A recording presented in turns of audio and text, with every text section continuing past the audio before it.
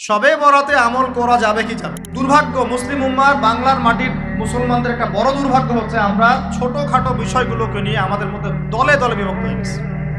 ঠিক এই যে আগামীকাল আল্লাহ পাকের একটা রহমত আমাদেরকে দিয়েছেন যে লাইলাতুন নিসফু মিনাশ শাবান, শাবান মাসের মধ্য রজনী, আল্লাহ পাকের রহমত। এই বিষয়টাকে নিয়েও বাংলাদেশে আমি দেখলাম, এটা নিয়ে আমি লেকচার দিতে চাই নাই, কারণ এগুলো আমি আসলে খুব একটা মাহফিলেও বলি না, এটা আমার ট্র্যাকও না। আমি অন্য বিষয়গুলো নিয়ে বেশি কথা বলি, আপনারা জানেন এটা। আমাকে কখনো কি হাত বাঁধা নিয়ে ঝগড়া করতে দেখেছেন? আমার লেকচারে কখনো আমিন জোরে আসতে নিয়ে কথা বলতে দেখেছেন?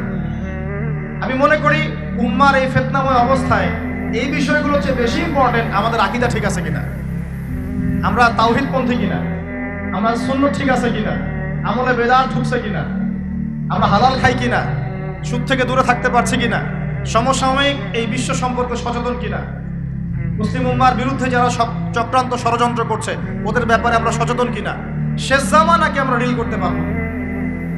বড় বড় বিষয়গুলোকে ফোকাস না করে আমরা যখন ছোটখাটো বিষয় নিয়ে মারামারি করতে থাকি, আস্তে আস্তে আমাদের মধ্যে ঐক্য সংহতি নষ্ট হয়, দলে দলে উম্মা বিভক্ত হয়ে যায়। ঠিক এই যে এই ইস্যুটাকে নিয়েও কথা বলতে শেষে বাধ্য হচ্ছে, কারণ দেখলাম অনলাইন অফলাইনে দুইটা দল দুটাই চরমপন্থী। একদল অতিরিক্ত বাড়াবাড়ি, একটা অতিরিক্ত ছাড়াছাড়ি। বাড়াবাড়ি আর ছাড়াছাড়ি। একটা অতিরিক্ত বাড়াবাড়ি, সে একদম শবে বরাতকে মনে হয় লাইলাতুল কদরের উপরে নিয়ে যাচ্ছে। লাইলাতুল নিসফু মিনাশ শাবানকে কোনো কোনো ক্ষেত্রে বাড়াবাড়ি পন্থীরা একদম লাইলাতুল কদরের উপরে নিয়ে চলে যাচ্ছে। আর ছাড়াছাড়ি যারা, তারা বলছে এই রাত্রে কোনো কিছুই করা যাবে। দুইটাই চরমপন্থী, বুঝতে পারছেন না মনে করেন। একদল এটাকে নিয়ে এত বেশি বাড়াবাড়ি করছে যে এটাকে একদম লাইলাতুল কদরের উপরে নিয়ে চলে যাচ্ছে। আরেক দল দেখা যাচ্ছে এটাকে এমনভাবে পরিত্যাগ করছে এই যে কিছুই করা যাবে না, কোনো ফজিলতি নাই। এখন আসলে মধ্যমপন্থা কি, মাঝখানে আমরা কি করবো তা জানার দরকার আছে কি নাই? অনেক হাদিসের অনেক আলোচনা, প্রায় 40-50 পৃষ্ঠার বই, সব আলোচনা তো মাহফিলে করা সম্ভব না। আমি সারমর্মটুকু বলি। সারমর্ম কি? হাদিসের শবে বরাত নামে কোনো শব্দ নাই, এক নাম্বার কথা। কি নাই ভাই? শবে বরাত নামে কোনো শব্দ নাই, আছে লাইলাতুন নিসফু মিনাশ শাবান, শাবান মাসের মধ্য রজনী। শাবান মাসের মধ্য রজনী। শাবান মাস কি? উত্তর, নবী সাল্লাল্লাহু আলাইহি ওয়াসাল্লাম রমজান মাসের পর যে মাসে রোজা রাখতে বেশি গুরুত্ব দিয়েছেন তার নাম শাবান। আমার সাথে বলেন, শাবান মাস কি? নবী সাল্লাল্লাহু আলাইহি ওয়াসাল্লাম রমজানের পরে যে মাসে রোজা রাখতে খুব বেশি গুরুত্ব দিয়েছেন তার নাম শাবান। আয়েশা রাদিয়াল্লাহু আনহা তিনি বলতেন যে শাবান মাস আসলে নবী সাল্লাল্লাহু আলাইহি ওয়াসাল্লাম এত বেশি বেশি রোজা রাখতেন যে মনে হতো তিনি রোজা ছাড়বেনই না, সারা মাস রেখে ফেলবেন। বেশি থেকে বেশি রোজা রাখতেন শাবান মাসে। প্রশ্ন হচ্ছে কেন? উত্তর, এমনিতে এই মাসটা বরকতময় এবং এই মাসে আল্লাহ পাক তার রহমতে বিপুল সংখ্যক মানুষকে জাহান্নাম থেকে মুক্তি দান করেন। সুবহানাল্লাহ। নবী সাল্লাল্লাহু আলাইহি ওয়াসাল্লাম এই মাসকে তাজিম করতেন। এই মাসের সম্মানার্থে, এই মাসে আল্লাহর রহমত বরকতের স্বার্থে নবী করিম সাল্লাল্লাহু আলাইহি ওয়াসাল্লাম এই মাসে বেশি বেশি রোজা রেখেছেন। সুন্নত কি শিখলাম? শাবান মাসে বেশি বেশি রোজা রাখা সুন্নত। একটা কি পেলাম ভাই? শাবান মাসে বেশি বেশি রোজা রাখা সুন্নত। আপনি যদি মুকিম হন, শরীর সুস্থ থাকে, মুসাফির না, আপনার সুস্থতা আছে, সব ঠিক আছে, আপনি চেষ্টা করবেন এই মাসে বেশি বেশি রোজা রাখার। পারা যাবে ইনশাআল্লাহ। এটা নবীর সুন্নত হবে। আরেকটা হাদিস মাথায় নিয়ে নেন, আজকে সারা ওয়াজ ভুলে গেলে এই ওয়াজটা বলেন না। কি হাদিস? নবীজি বলছেন, তোমাদের সামনে, হে আমার সাহাবীরা, তোমাদের সামনে এমন একটা যুগ আসছে, ওই যুগে আমার সুন্নতকে ধরে রাখাটা হাতের মধ্যে আগুন ধরে রাখার মতো। আমি অনেকদিন এই লেকচারে এই হাদিসটা বলেছি। তোমাদের সামনে এমন একটা কঠিন যুগ আসছে, জামানা সবরিন, সবরের যুগ, কঠিন যুগ। ওই যুগে ঈমান ধরে রাখা, নামাজ সুন্নতের উপর থাকা, হাতে আগুন ধরে রাখার মতো হবে। ওই যুগে যদি তোমরা আমার একটা সুন্নতকে জীবিত করতে পারো, সমাজে একটা সুন্নত মরে গেছে, ওটাকে আবার জীবিত করতে পারো, তাহলে 50 জন শহীদ সাহাবীর নেকি পাবে। হাদিসটা বুঝলেন? শুধু নেকি না, আপনি 50 জন শহীদ সাহাবীর নেকি পাবেন যখন চলমান সমাজে একটা সুন্নত মিটে গেছে, নাই মানুষ আমল করছে না, কিন্তু আপনি সেটাকে জীবিত করলেন, মারা যাবে ইনশাআল্লাহ। একটা দেখাচ্ছি, যেমন সাহাবীদের যুগে মানুষ মসজিদে ঢুকলে কি করতো জানেন? আগে 2 রাকাত নামাজ পড়তো। কি করতো? মসজিদে ঢুকেই, ওযু অবস্থায় মসজিদে ঢুকেই তারা বসতেন না, আগে 2 রাকাত নামাজ পড়তেন, দুখুলুল মসজিদ বা তাহিয়াতুল মসজিদ, তারপরে বসতেন। আর নবীজি বলেছেন কিয়ামতের আগে আগে এই দুখুলুল মসজিদ, তাহিয়াতুল মসজিদ, এই নামাজটা উঠে যাবে। উঠে যাচ্ছে না আস্তে আস্তে। মসজিদে ঢুকলে মানুষ ধাপ করে বসে পড়ে, তাই না? মানুষ ভুলেই গেছে না সুন্নত। এখন আপনি যদি এই সুন্নতটাকে আবার জীবিত করতে পারেন, ইনশাআল্লাহ 50 জন শহীদ সাহাবীর নেকি পাবেন। সমাজে এখন দাড়ি শেভ করা ফ্যাশন হয়ে গেছে, বুঝছেন না? অনেকে শেভ না করলে চাকরি দেয় না, শেভ না করলে কি হয় না, চাকরি পাওয়া যায় না। স্কুলে তো না, কলেজে গিয়ে পড়তে গেলে ক্লাস করতে দেয় না, দাঁড়িয়ে আছে, যাও শেভ করে আসো, তাই বলে। এখন সমাজ চলছে উল্টা। এখন যদি আপনি নবীর সুন্নতকে আবার জীবিত করতে পারেন, 50 জন শহীদ সাহাবীর নেকি পাবেন। রাতে ঘুমানোর সময় একটা সুন্নত আছে, 33 বার সুবহানাল্লাহ, 33 বার আলহামদুলিল্লাহ, 34 বার কি আল্লাহু আকবার। বহু মানুষই পড়ে না, আপনি যদি পড়তে পারেন ইনশাআল্লাহ আল্লাহ পাক আপনাকে নেকি দেবেন। সমাজে বহু মানুষ চুল একদম এখন মেসি রোনাল্ডো কাট, তাই না? মেসি কাট আর রোনাল্ডো কাট।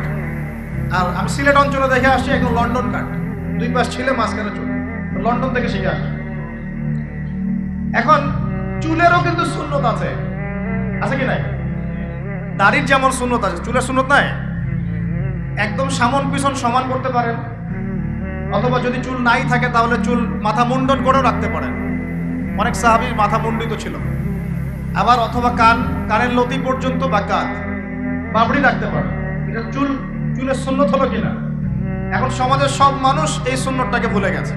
আপনি সুন্নত মনে করে রেখেছেন, ইনশাআল্লাহ আপনি নেকি পাবেন ইনশাআল্লাহ। এরকম অগণিত সুন্নত আছে, অগণিত, যেগুলো আমাদের সমাজ থেকে আস্তে আস্তে উঠে যাচ্ছে। আমি খুব দুঃখের সাথে বলছি, অনেক মসজিদে ফরজ নামাজ পড়ার পরে আমরা কি করি? একটা মোনাজাত করি, আল্লাহুম্মা আমিন বিরহমাতিকা ইয়া আরহামার রাহিম, ব্যাস উঠে চলে গেলাম, তাই না? উঠে চলে যায় না, তারপর স্যান্ডেল নিয়ে বাইরে চলে গেল। অথচ সালাম ফিরানোর পরে একবার বলতে হয় আল্লাহু আকবার, কি বলতে হয়? 3 বার বলতে হয় আস্তাগফিরুল্লাহ আস্তাগফিরুল্লাহ আস্তাগফিরুল্লাহ, বলতে হয় আল্লাহুম্মা আনতাস সালাম ওয়া মিনকাস সালাম তাবারাকতা ইয়া যাল জালালি ওয়াল ইকরাম। একবার পড়তে হয় আয়াতুল কুরসি, 33 বার সুবহানাল্লাহ, 33 বার আলহামদুলিল্লাহ, 33 বার আল্লাহু আকবার, তারপর কালিমা শাহাদা। এরপর সূরা ফালাক একবার, সূরা নাস একবার, ইখলাস একবার। আরো দোয়া, অনেক দোয়া আছে। আল্লাহুম্মা লা মানিআ লিমা আ'তাইত ওয়া লা মু'তিয়া লিমা মানা'ত ওয়া লা ইয়ানফা'ু যাল জাদ্দি মিনকাল জাদ।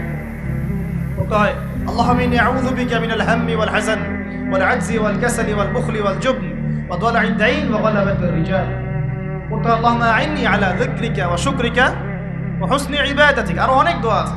দেখেন তো, মোনাজাত করেন, আমি তো না করছি না, আমি তর্ক করতে আসি না এখানে, এটা নিয়ে আমি ঝগড়া করতে আসি, কিন্তু এই সুন্নতটা যে উঠে গেল, মোনাজাতটা করে যে মসজিদ থেকে বের হয়ে চলে গেলেন, এই সুন্নতটার উপর আমল কে করলেন? সুন্নত উঠে গেল না? আপনি যদি বসে এখন সুন্নতটা প্রতিষ্ঠা করেন, 50 জন শহীদ সাহাবীর নেকি পাবেন। এগুলো তো গেল আমলিয়াত। সমাজ চলছে সুদের উপরে। আপনি যদি হালাল অর্থনীতি প্রবর্তন করতে পারেন তাহলে কত নেকি পাবেন? সমাজ চলছে জেনায়, আপনি এখন পর্দা প্রতিষ্ঠা করলেন, তাহলে কত নেকি পাবেন? সমাজে চলছে দুর্নীতি, আপনি এখন আমানতদারিতা ইনসাফ প্রতিষ্ঠা করলেন, কত নেকি পাবেন? সমাজে চলছে শয়তানি, সব শয়তানি, কি চলছে? শয়তানি। এখন আপনি আল্লাহ রাব্বুল আলামিনের ওহী প্রতিষ্ঠা করলেন, কত নেকি পাবেন? নিঃসন্দেহে আর অনেক বেশি নেকি পাবেন। আল্লাহ পাক আমাদেরকে সেই লক্ষ্যে কাজ করার তৌফিক দান। প্রিয় ভাইরা, যে কথা বলতে এখানে আসলাম, এক বাড়াবাড়ি একটি ছাড়া ছাড়া, এর মাঝখানে কি একটা ফজিলত জানলাম। শাবান মাস মানেই এই মাসে নবীজি বেশি বেশি রোজা রাখেন। তাহলে আমরা কি করবো এই মাসে ভাই? এবার আরেকটা পয়েন্ট বলি, সামনে রমাদান মাস। রমজান মাস আসলে আমরা মাশাআল্লাহ পরিপূর্ণ মুসলিম হওয়ার চেষ্টা করি, কিন্তু সারা বছর এটা ধরে রাখতে পারি না। রমজান মাসে যে নামাজ পড়ে না সেও মসজিদে যায়। দেখা যায় যে জুমার নামাজও পড়ে না, ও তারাবির নামাজ পড়তে যায়, যায় কি না? ওই দিন গিয়ে বলে এসি দেন, ইমাম সাহেব এসি অন করেন, তাই না? সারা বছর তো আসে তাই। ওই দিন কি ইমাম সাহেব এসি বন্ধ কেন, এই মুয়াজ্জিন সাহেব ফ্যান দেন, তখন ওখানে গিয়ে মানে কি বলবো, হ্যাঁ মাতব্বরি করে আর যাক। তারপরেও যে মসজিদে আসছে আমরা দোয়া করি আল্লাহ হেদায়েত দান করুন। আমরা তো কাউকে পিছনে ফিরাই দিব না, দিব? এখন রমজান মাস আসলে আমরা মাশাআল্লাহ রোজা রাখি, মানুষকে ইফতার করাই, দান সদকা করি, আমরা যাকাত দেই, তারাবি পড়ি, কোরআন তেলাওয়াত করি, আমরা মাশাআল্লাহ অনেক আমল করি। এই আমলগুলো কি একবারে ধাপাস করে ধরে ফেলা সম্ভব না? একটা আস্তে আস্তে ট্রেনিং প্রসেস লাগে। একটা ফ্যান চালু করলে ফ্যানটা কি শুরুতেই ধাপাস করে ঘুরতে শুরু করবে, নাকি আস্তে স্লোলি সে মোমেন্টাম ধরবে? কোনটা? আস্তে আস্তে সে গতি পাবে না, ধীরে ধীরে গতি পাবে। ঠিক শাবান মাসে এত বেশি রোজা রাখা, ইবাদত করার অর্থ কি? যাতে রমজান মাসে আপনি পরিপূর্ণ ইবাদত করতে পারেন। বুঝতে পারছেন কথা? রমজানে গিয়ে তো শুরুতেই সব ইবাদত ধরে ফেলা সম্ভব হবে না। মনে করেন আগামীকাল পহেলা রমজান, আজকে থেকে আপনি সব ইবাদত একসাথে করতে পারবেন? তখন কি আপনি বেগ পেতে হবে। কিন্তু একটা মাস আগে থেকে যদি ট্রেনিং নেন, ইনশাআল্লাহ রমজান মাসে ইজি হয়ে যাবে। এটা একটা কারণ নবী সাল্লাল্লাহু আলাইহি ওয়াসাল্লাম শাবান মাসে বেশি বেশি রোজা রাখতেন, আমল করতেন।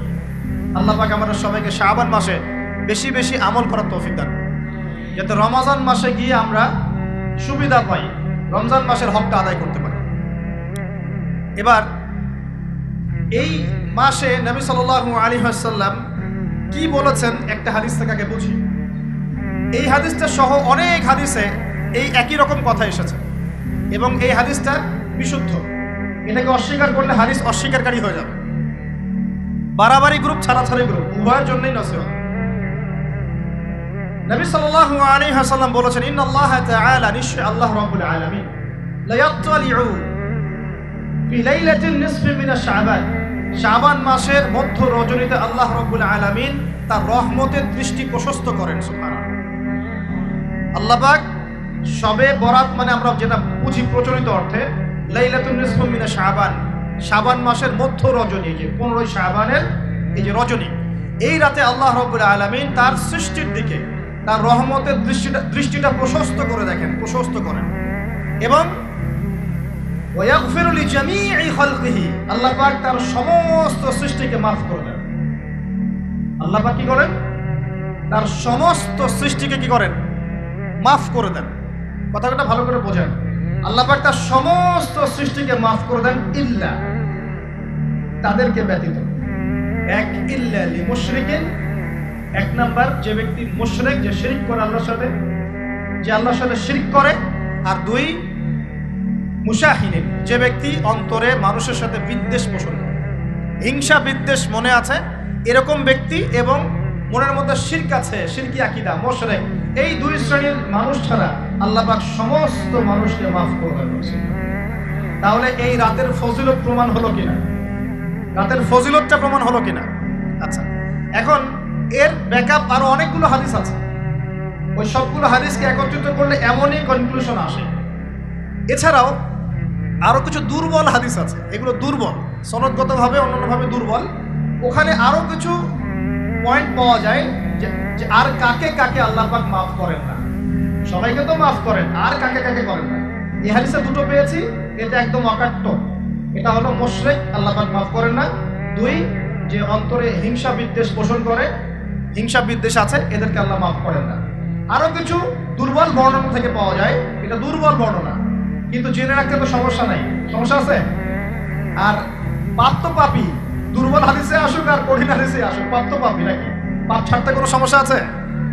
তো তৃতীয় এক শ্রেণীর নাম পাওয়া যায়, যারা হচ্ছে আত্মহননকারী, নিজেরা নিজেদেরকে আত্মহত্যা করেছে, এদেরকে আল্লাহ মাফ করে। আত্মহনন বোঝেন কিনা? আত্মহত্যা যারা করে, আত্মহনন, এটা একটা শ্রেণী পাওয়া যায়। 4 নম্বর একটা পাওয়া যায় আত্মীয়তার সম্পর্ক ছিন্নকারী, আত্মীয়তার সম্পর্ক ছিন্নকারী। 5 নম্বর একটা পাওয়া যায়, সেটা হলো মাদক দ্রব্য সেবনকারী। মাদক দ্রব্য সেবনকারী, যুবকরা খুব ভালো করে শোনেন, মাদক দ্রব্য সেবনকারী আল্লাহ সবাইকে মাফ করেন, মাফ করছেন।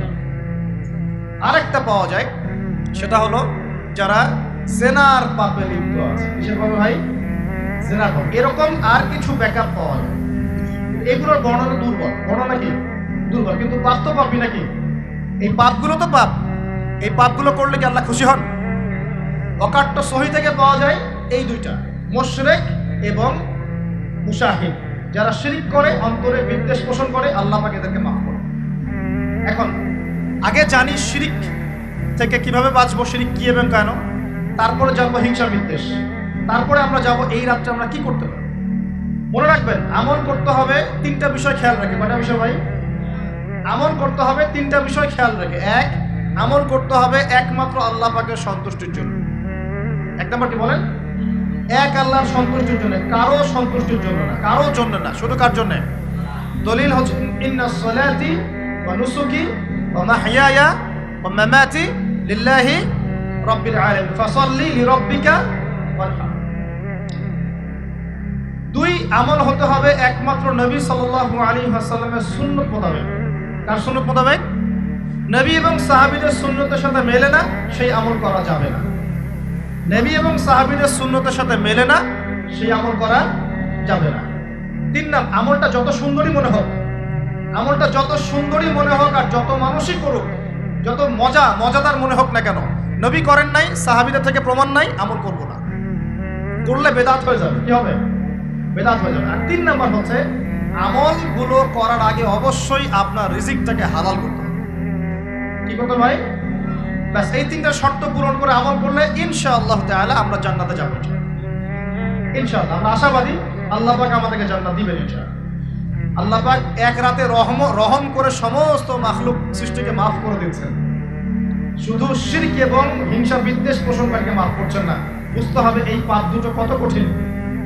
এবার আসেন, প্রথমে একটু শিরক নিয়ে কথা বলি, তারপরে মুশাহিদ নিয়ে কথা বলি। ধৈর্য ধরবেন তো নাকি? এটি হচ্ছে, সবর করেন। এখন প্রথমে জানি শিরক কি এবং কেন। শিরক হচ্ছে এমন একটা পাপ, যেই পাপ আমলনামায় থাকলে পরে বিনা তওবায় যদি সেই ব্যক্তি মারা যায়, আল্লাহ পাক তাকে মাফ করবেন না। ভালো করে শোনেন, শিরক এমন একটা পাপ, যে পাপ যদি আমলনামায় থেকে যায়, বিনা তওবায় সে মারা যায়, শিরকের পাপ নিয়ে আল্লাহর সামনে দাঁড়ায়, আল্লাহ তাকে মাফ করবেন। দলিল সূরা নিসা, আল্লাহ পাক বলছেন ইন্নাল্লাহা লা ইয়াগফিরু আন ইউশরাকা বিহি ওয়া ইয়াগফিরু মা দুনা যালিকা লিমান ইয়াশা। আল্লাহ পাক তার সাথে শিরকের গুনাহ মাফ করবেন না, এছাড়া যে কোনো গুনাহ যাকে ইচ্ছা মাফ করবেন। বুঝাচ্ছি, মনে করেন একজন ব্যক্তি জিনা করেছে, কথার কথা নাউযুবিল্লাহ, একজন ব্যক্তি জিনা করেছে বা মিথ্যা কথা বলেছে বা ধরেন মদ খেয়েছে ইত্যাদি। এখন সে তওবা করলে তো মাফ পেতই, তওবা করলে মাফ হতো না? তওবা করলে মাফ তো পেতই। মনে করেন তওবা না করেই মারা গেছে, আল্লাহ পাক চাইলে কিয়ামতের মাঠে এই পাপ বিনা তওবাতেই মাফ করতে পারে। বুঝতে পারছেন না মনে হয়? মনে করেন একজন ব্যক্তি মদ খেয়েছে, জিনা করেছে ইত্যাদি, সে তওবা করার ফুরসত পায় নাই, বিনা তওবায় মারা গেছে। আল্লাহ পাক চাইলে কিয়ামতের মাঠে তওবা না করা সত্ত্বেও আল্লাহ পাক তাকে মাফ করতে পারে। কিন্তু একজন ব্যক্তি শিরকের পাপ করেছে, তওবা না করে মারা গেছে, আল্লাহ পাক কিয়ামতের মাঠে শিরকের পাপ মাফ করবে। আমি কি বুঝতে পারছি? অন্য পাপের কারণে আল্লাহ রাব্বুল আলামিন শাস্তি দিয়ে হোক, কোনো একটা ভাবে হোক, নবীর সুপারিশের মাধ্যমে হোক, তাকে জাহান্নামে গেলেও সেখান থেকে বের করে জান্নাতে দিবেন ইনশাআল্লাহ। কিন্তু শিরকের পাপ যার আমলনামায় থাকবে, তার উপর জান্নাতকে হারাম করে দেওয়া হয়েছে। সূরা মাইদায় দলিল আছে, শিরকের পাপ যার আমলনামায় আছে তার জন্য জান্নাতকে হারাম করে দেওয়া হয়েছে। শিরক মানে অংশীদার সাব্যস্ত করা, আল্লাহ পাকের সাথে কাউকে সমকক্ষ করা। শিরক কত প্রকার হয়? উত্তর 3 প্রকার। কয় প্রকার ভাই? বিশ্বাসে শিরক হয়, মানে আকীদায় শিরক হয়, আমলে শিরক হয়, মানে কাজে শিরক হয়, কথা বা লিসানে শিরক হয়। মনে থাকবে? 1 নাম্বার কিসে শিরক হয়? বলেন আমার সাথে। বিশ্বাসে শিরক হয়, আকীদায় শিরক হয়। 2 নাম্বার আমলে শিরক হয়, কাজে শিরক হয়। 3 নাম্বার কথায় শিরক হয়। কয়েকটা এক্সাম্পল দিয়ে বুঝতে পারবেন।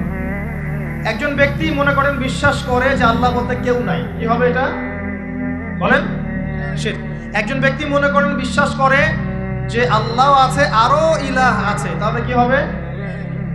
কেউ যদি বিশ্বাস করে আল্লাহর সন্তান আছে, কি হবে?